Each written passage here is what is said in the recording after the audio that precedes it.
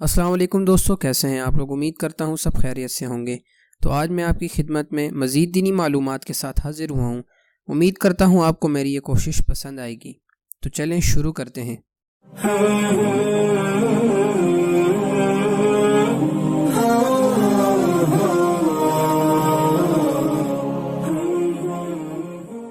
بسم اللہ الرحمن الرحیم۔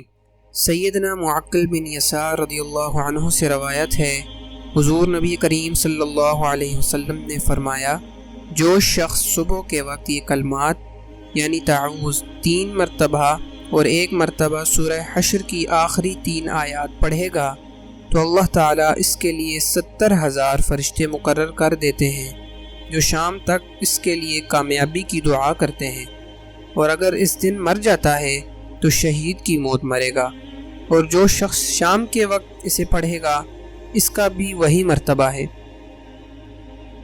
وہ کلمات یہ ہیں: اعوذ باللہ السمیع العلیم من الشیطان الرجیم، واللہ الذی لا الہ الا هو عالم الغیب والشہادہ هو الرحمن الرحیم، واللہ الذی لا الہ الا هو الملک القدوس السلام المؤمن المہیمن العزیز الجبار المتکبر سبحان اللہ عما یشرکون، واللہ الخالق الباری المصور له الاسماء الحسنى یسبح له ما فی السماوات والارض وهو العزیز الحکیم۔